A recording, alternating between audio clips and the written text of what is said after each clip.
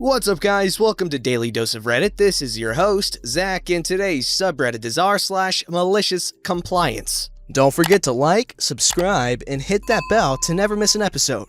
This story's called Staffing Miscalculations, Not My Problem. I'm doing a bit of spring cleaning on my computer, because we have time for that sort of thing now, deleting some old documents, and boy did I find a doozy. Settle in and apologies in advance, but this is going to be long. 2 years ago, while I was still at uni, I worked at a restaurant for a while that sadly closed down because the owners had gotten too old to maintain it. I looked for a new job and quickly found one in another restaurant, which belonged to a big chain and was running as a system catering business instead of a small family-owned casual dining thing that I was used to. But it would pay the bills and make do, and I had no problem adapting to a new system. The team around me was incredibly nice and sweet, and working with them was actually kind of fun. However, my enthusiasm about the job vanished entirely only weeks after I had started there for 2 reasons. Number 1, the standards, or rather their absence. I was admittedly spoiled by my former job where the owners had very high standards. But the kitchen in that new place looked absolutely horrible. And the first time I stepped in there to pick up an order, I made a mental note to never ever eat there and tell my friends the same. Number 2, the management and the working schedules were an absolute nightmare, and taking advantage of their workers and treating them like dirt apparently was absolutely normal, and no one said or did anything against it. Management could step outside to have a smoke every 15 minutes. But if I dared to go to the loo more than 2 times in an 8-hour shift, I got yelled at for wasting time. Ironically, at the same time, we were encouraged to drink a lot during our shifts so we wouldn't get dehydrated since we were running around all the time. Did they think that we would just evaporate all that fluid intake, or where exactly did they figure it would go? I was hardly ever allowed to take the 30-minute break that I was legally entitled to as soon as I worked more than 6 hours or more,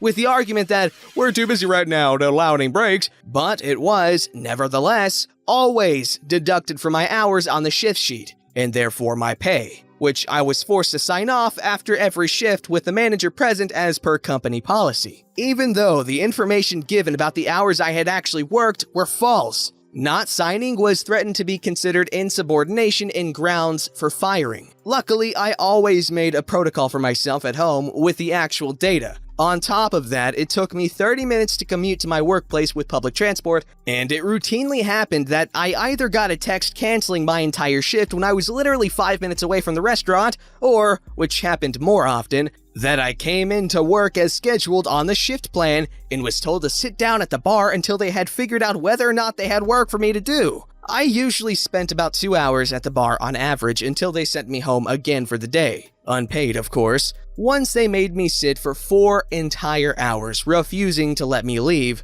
until the manager finally decided they had no work for me today after all. I was super annoyed and gritted my teeth the first couple of times after I was being told that that was just how they handled things routinely because they were overstaffed. I still fail to see how that was my problem. However, after this happened several times in a row, I took heart one night and called in an hour before my shift and asked whether or not they were sure I could come in and actually work tonight, because I was tired for paying for bus tickets to commute to a job I didn't even get to do. My manager yelled at me that I was being insolent for even asking and to come in or he would write me up as a no-show. Of course, I came to work punctually as always and was dragged off to the office by the manager immediately to get a talking to. He told me it was not my place to question the shift plan and that when I was scheduled to work, it should be a given for me to show up and they needed to be able to rely on that. I reminded him, politely but firmly, that I always came in 10 minutes early for my shifts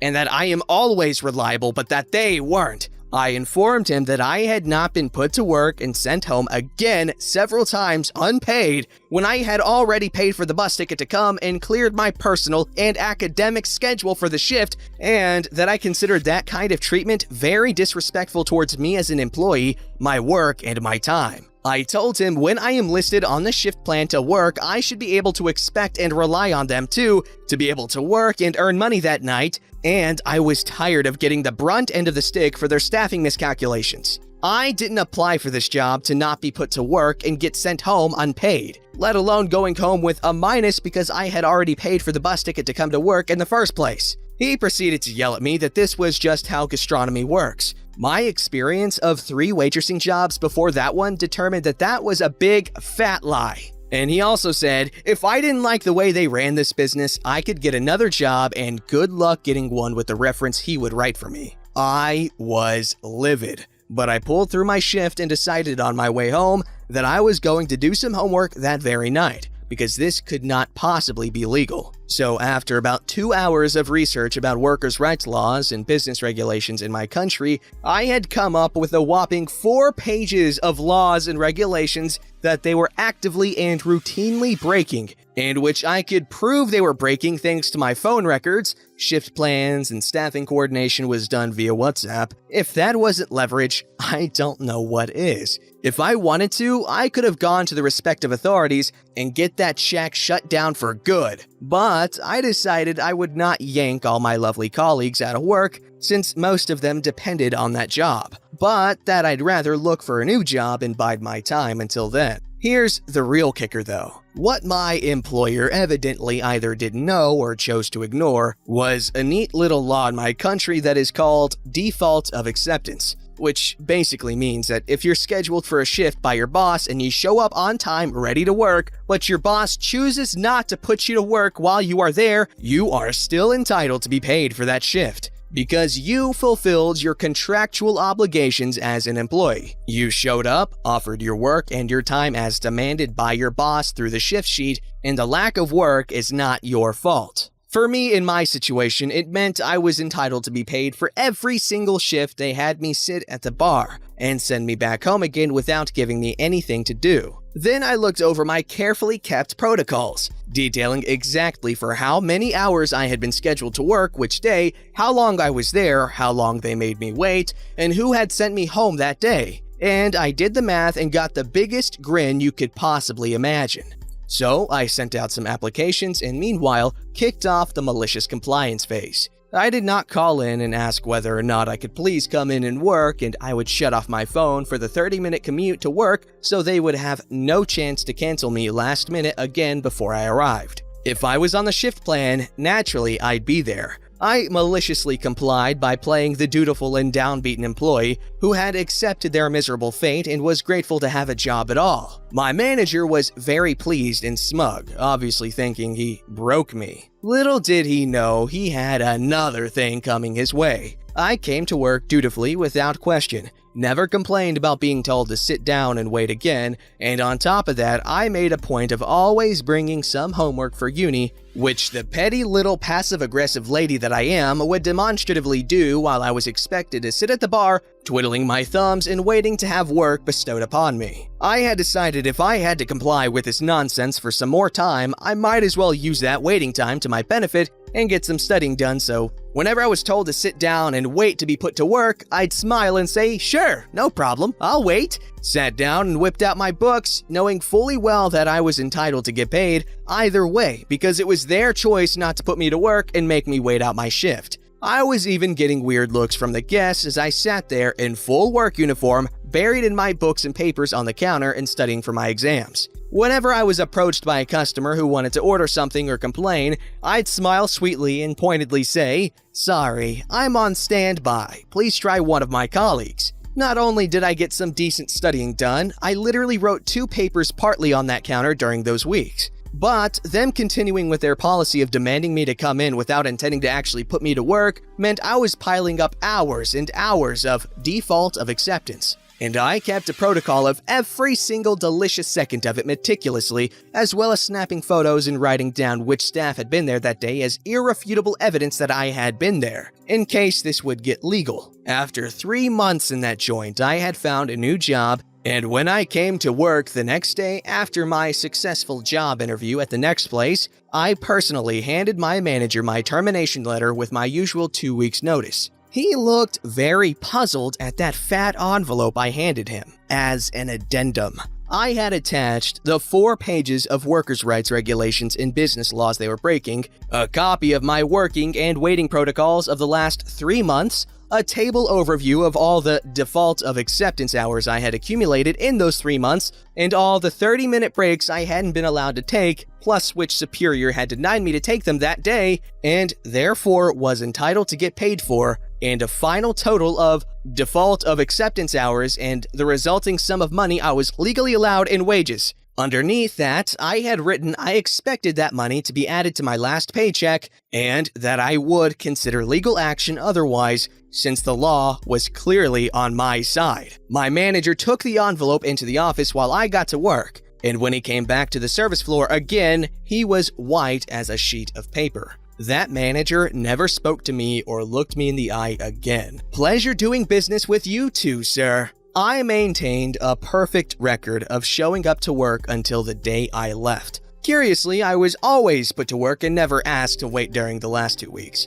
Said goodbye to my lovely colleagues and told them all they had rights and to inform themselves and to not let themselves be taken advantage of by this management anymore. 2 weeks later, I got a check with my last month's pay plus everything I had been legally owed, and no further comment from management whatsoever. They also completely neglected to write me a reference, by the way, as well as text messages from 2 more colleagues that they had followed my lead and also quit, moving on to better things. I'm still in contact with them both, and we have become very good friends. Whenever we go out and drive by that place, we roll down the windows and show it the middle finger. It has become a juvenile but fun tradition. I have done some bad jobs in my time, but that one was by far the worst. Thanks for reading, hope you enjoyed. I did enjoy this story, very good writing by the way. Also, kudos to you for actually taking the time to keep all those notes and stuff. If I were to freaking be in that position, I would have definitely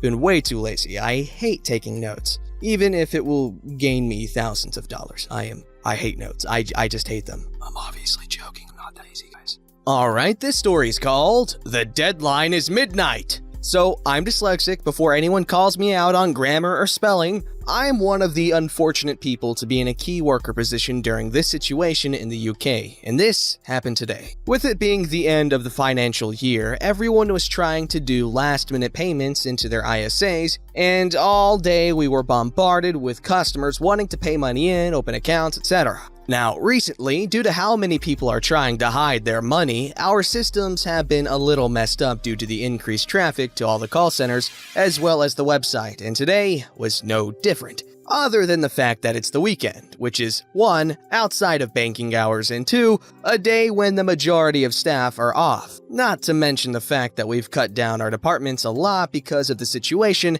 and we're getting so far behind that it's looking like it's going to take months, maybe even a year, to be able to get up to speed with everything once this is over. So if anyone has worked in the financial sector before and know anything about ISAs, you'll know that the government requires all banks and financial institutions to send out what's called a gap letter to make sure that you've not invested in more than one ISA in a tax year. This is important for later. So all day I've had to deal with people complaining that the website won't let them invest in their accounts, and I've had to basically say, I would suggest next time that you invest earlier in the year, but one guy immediately came through and just started hurling abuse at me. Now, in my workplace, I'm known for not really taking abuse from customers unless it's something that we have caused. He's complaining that he can't invest into his ISA because it's telling him he's not allowed, and he can only invest a certain amount. I ask the standard, have you already invested with us this financial year? To which he dances around the question and continues berating me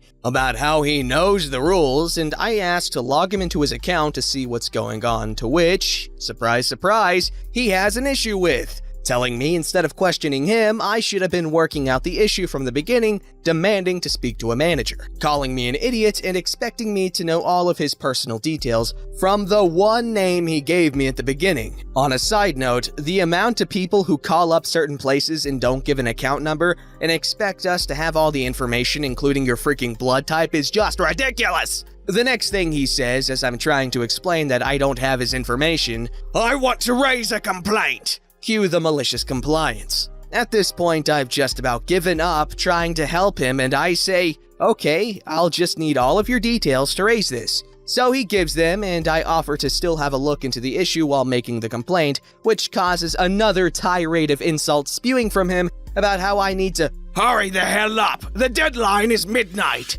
So I carry on making the complaint and tell him, I've raised a complaint for you, sir, and one of our complaint handlers will be in touch with you in the next 3 working days. But due to the current situation, we're stretched a little thin, so it will take us a little while longer to contact you. I hope your day is as pleasant as you have been to me. And I hang up the phone. The reason that he can't invest?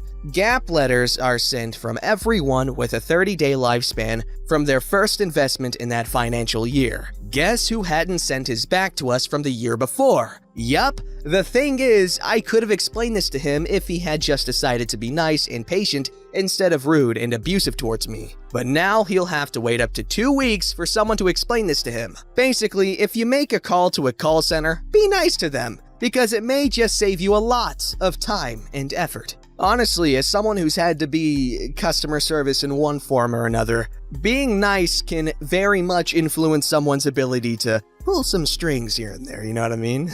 Don't forget to like, subscribe, and hit that bell to never miss an episode.